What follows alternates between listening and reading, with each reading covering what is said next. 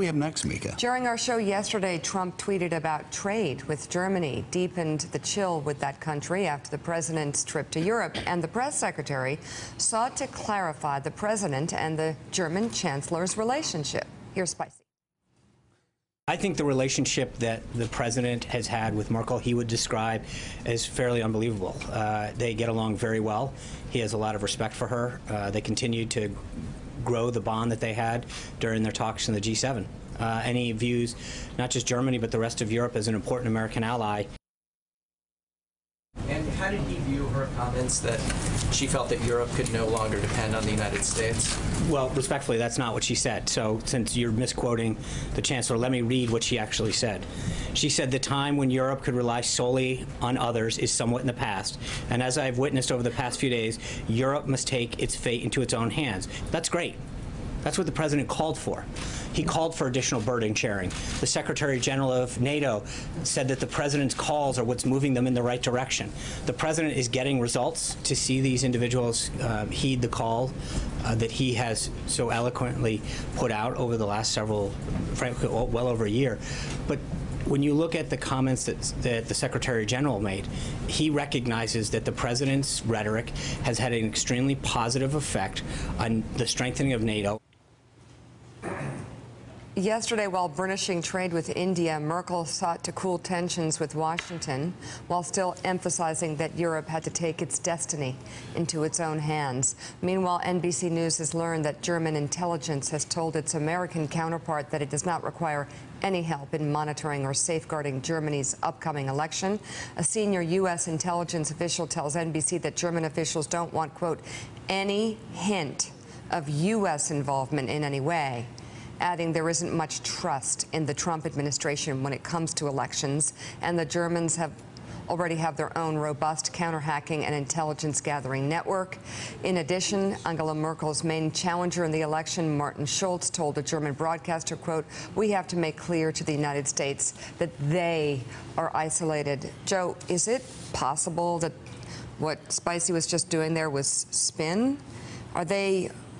Is it possible that they are so unbelievably out of it or stupid that they don't understand the damage that's being created internationally and the relationship with Germany? They understand the damage that's being created. Are you sure? I don't think he gets it. I am positive. They do understand that. You can talk to the foreign policy community in Washington. They will tell you over the past 24 to 48 hours, there's been deep concerns about a widening rift between the two. I understand others see that, but does the Trump administration see what a mess this is creating?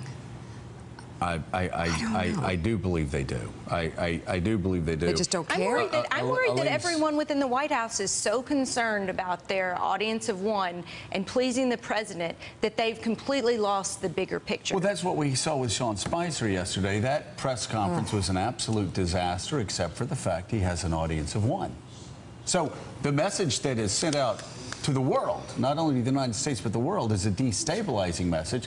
But he's happy because he's pleased the one guy he needs to please in the world. And they're just placating the whims of President Trump at any given moment.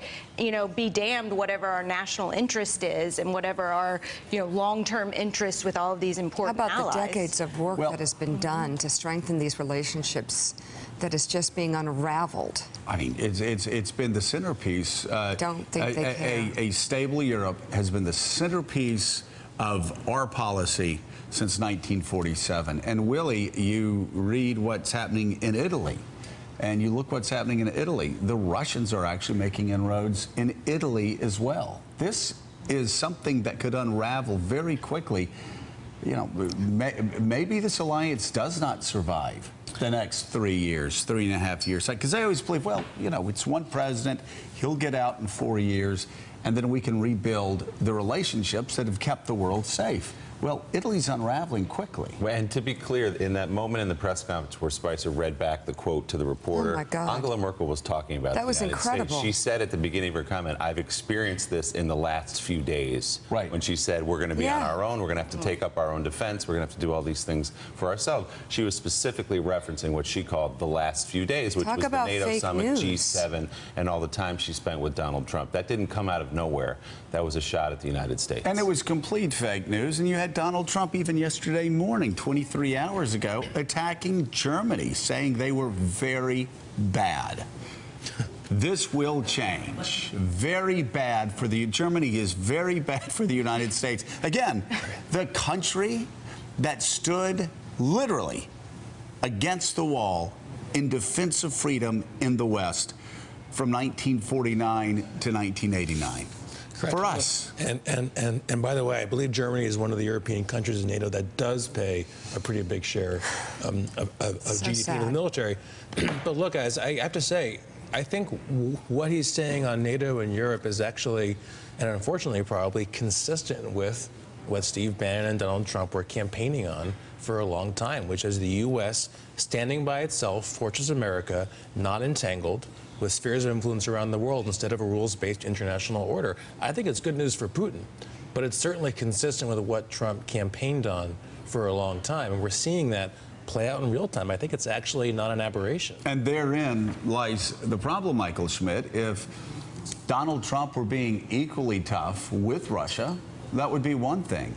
But he continues his pattern over the past 4.5 months, and we really saw it over the past 2 weeks, where he embraces autocrats, he embraces leaders that assassinate journalists, that murder political rivals, that shut down popular dissent, and shows contempt to our long-standing allies that actually come from democratic traditions, which at least it seems to me, every day that goes by, it seems he has more and more contempt for.